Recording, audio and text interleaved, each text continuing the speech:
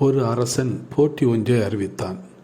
கோட்டை கதவை கைகளால் திறந்து தள்ள வேண்டும். வெற்றி பெற்றால் நாட்டின் ஒரு பகுதி தானமாக வழங்கப்படும். தோற்றால் தோற்றவனின் கை வெட்டப்படும். மக்கள் பலவாறாக யோசித்து பயந்து யாரும் போட்டியில் கலந்து கொள்ளவில்லை. ஒரே ஒரு இளைஞன் மட்டும் போட்டியில் கலந்து கொள்ள முன்வந்தான். போட்டியில் தோற்றுவிட்டால் கைகளை வெட்டி விடுவார்கள், உன்னுடைய எதிர்காலம் என்னவாகும் என்றார்கள். அவன் சொன்னான், ஐயா, வென்றால் நானும் ஒரு அரசன், தோற்றால் கைகள் தானே போகும், உயிரிலேயே என்று கூறிவிட்டு கோட்டை கதவை இளைஞன் தள்ளினான். என்ன அதிசயம்! கதவு சட்டென திறந்து கொண்டது. ஏனென்றால் கோட்டை கதவுகளில் தாழ்பால் போடப்படவில்லை, திறந்துதான் இருந்தது. பல பேர் இப்படித்தான் இருக்கிறார்கள். தோற்று விடுவோமோ, எதையாவது இழந்து விடுவோமோ என்று எதற்கும் முயற்சிக்காமலேயே விட்டுவிடுகிறார்கள்.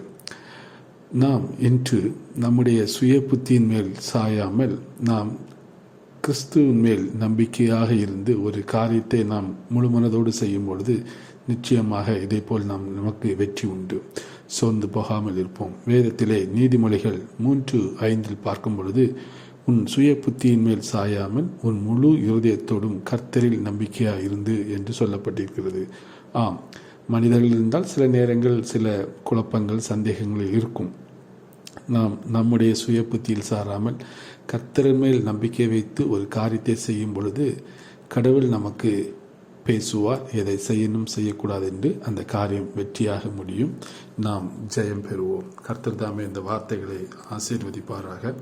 ஆமென்.